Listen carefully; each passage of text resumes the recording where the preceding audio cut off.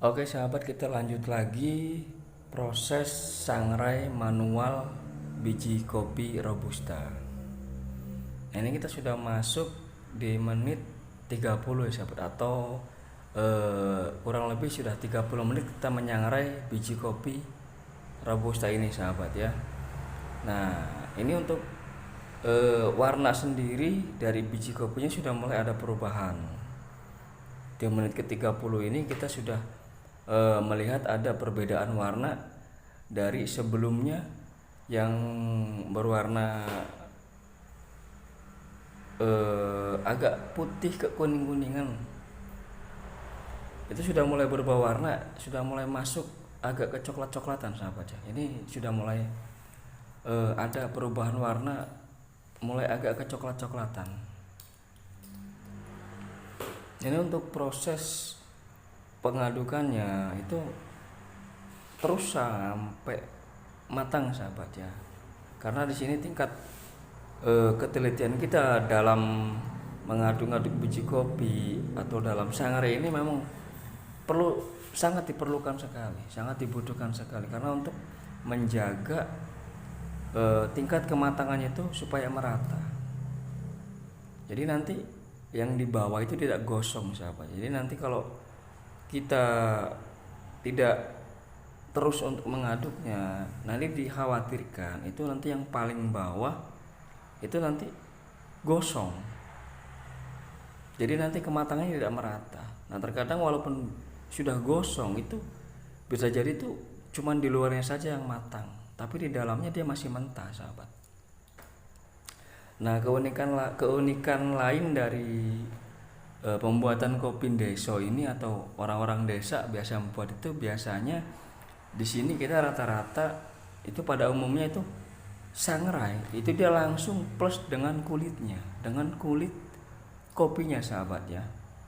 Dan situ dia biasanya ada media tambahan, entah dari pasir ataupun dari bekas sisa-sisa pembakaran kayu atau abu itu sahabat ya. Dan cara untuk melembutkannya ataupun dari biji sampai kita bisa minum itu di sini biasanya pakai cara tradisional, itu dengan ditumbuk.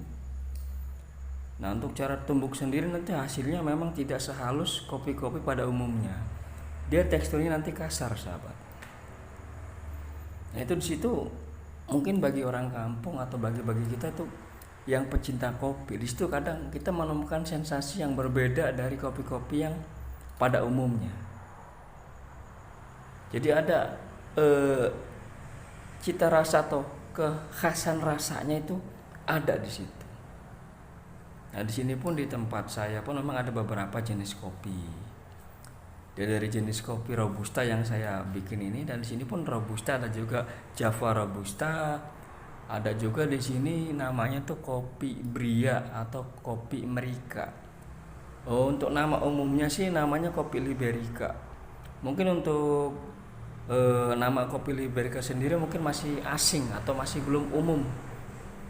Cuma memang ada ya pecinta khusus kopi Liberica sendiri sahabat ya. Nah, untuk kopi Arabica di sini kita kurang bagus. Jadi untuk kopi Arabica sendiri itu dia bagusnya itu ditanam di atas 1000 mdpl ketinggiannya sahabat ya. Nah, untuk di tempat saya ini masih di bawah 1000 mdpl. Jadi untuk jenis-jenis robusta atau Liberica ini kita masih bisa kita tanam. Itu sahabat ya. Ini kopi yang saya buat ini asli dari Pasuruan, dari desa istri saya.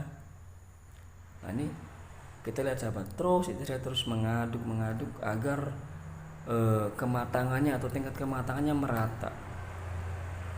Ya bisa dibilang benar-benar dibutuhkan tenaga ataupun ekstra tenaga untuk sangrai manual ini ya, karena memang tidak sama dengan sangrai melalui mesin.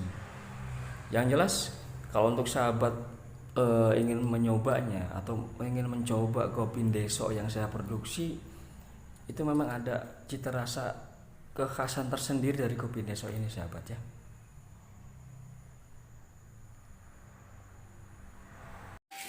Oke sahabat, ini sudah mulai matang sahabat. Kotak-kotak. Ciri-cirinya kalau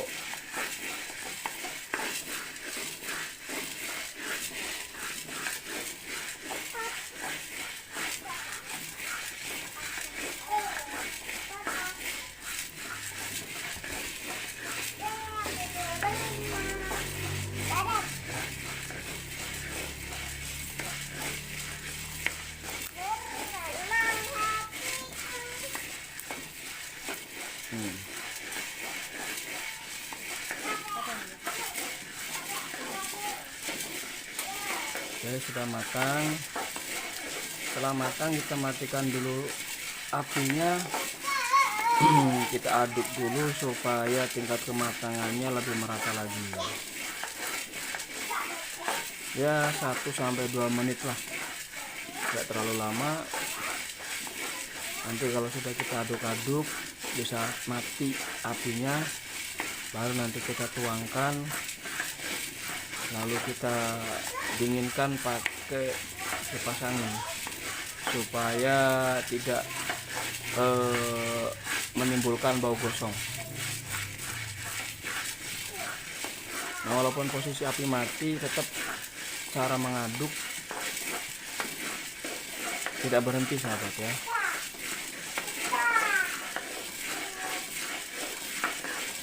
Agar matangnya merata.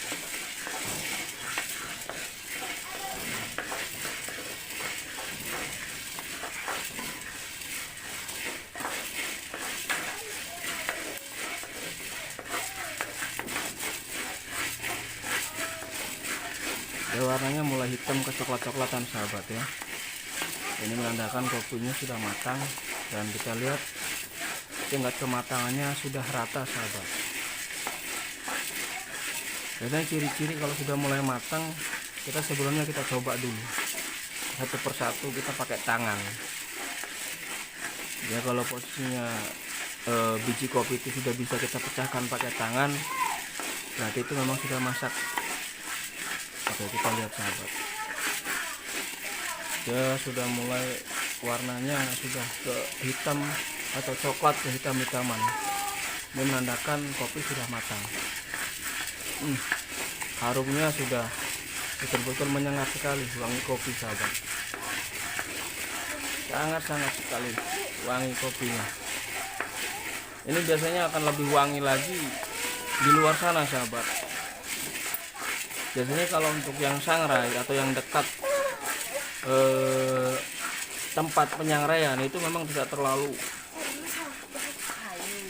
harumnya tidak terlalu cuman maksudnya tidak, bau kopinya memang tidak terlalu menyengat.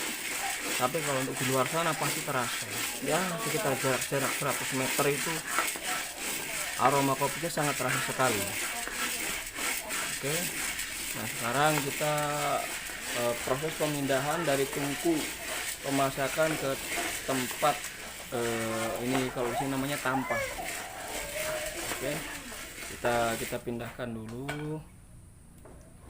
Oke, kita pindahkan, ini dia, kita pindahkan lalu kita ratakan dulu sahabat. Oke, untuk menghilangkan aroma gosongnya. Oke, setelah kita taruh di tampah, proses pendinginan sahabat. Nah, ini dia menggunakan kipas angin.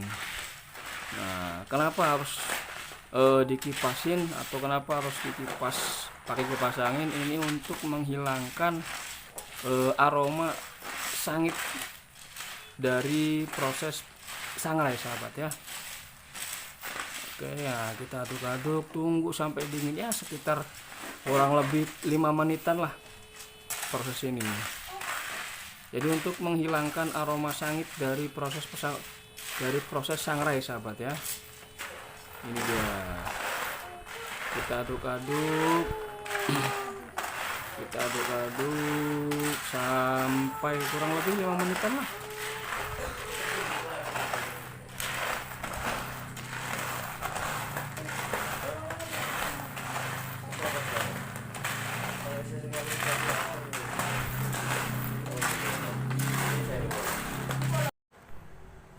Oke, ini dia sahabat biji kopi yang sudah disangrai dan sudah kita dinginkan. Nah, ini kita bisa tes kopinya apakah sudah betul-betul matang atau masak atau belum. Nah, ini kita coba pakai tangan, kita coba patahkan dengan tangan. Itu kalau posisi kopi benar-benar sudah matang, maka akan mudah kita patahkan dengan tangan itu sahabat. Nah, itu dia. Nah, kalau biji kopinya belum matang, dia tidak bisa kita patahkan sahabat ya, dia keras. Nah, ini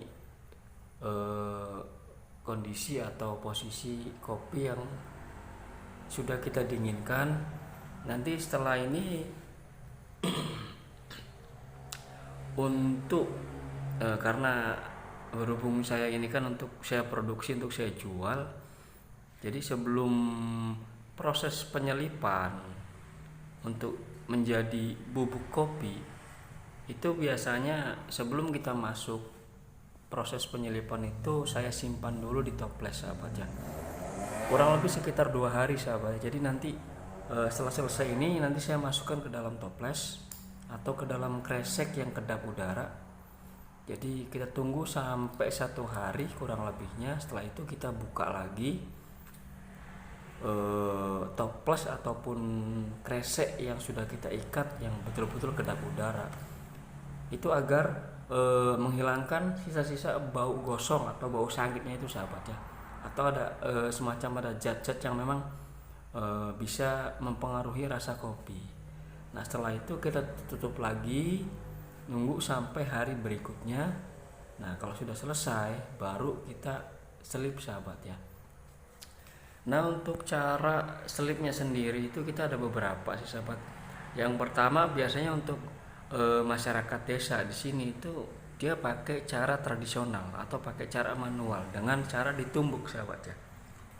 Cuma nanti untuk proses cara ditumbuk atau secara manual itu nanti hasilnya tidak halus, dia akan kasar sahabat ya. Nah, di situ ciri khas dari kopi atau pembuatan kopi di desa-desa itu seperti itu biasanya sahabat. Dia teksturnya dia kasar. Nah, ada juga memang dengan cara kita diselip pakai mesin. Nah, untuk di kampung saya memang sudah ada tempat penyelipan biji kopi yang sudah kita sangrai. Cuman untuk teksturnya masih agak kasar gitu, tidak seperti pada umumnya. Nah, untuk yang saya produksi ini saya selip di luar daerah karena untuk saya jual lagi di luar daerah sahabat ya, karena pada umumnya untuk penikmat kopi di kota-kota itu rata-rata memang suka dengan tekstur yang lembut, yang halus. Jadi mungkin bisa jadi ada beberapa atau mungkin sebagian masyarakat kota mungkin akan aneh dengan penyelipan ataupun dari biji itu langsung jadi bubuk itu kasar. Oke, sekian saja sahabat ya. Terima kasih. Wassalamualaikum warahmatullahi wabarakatuh.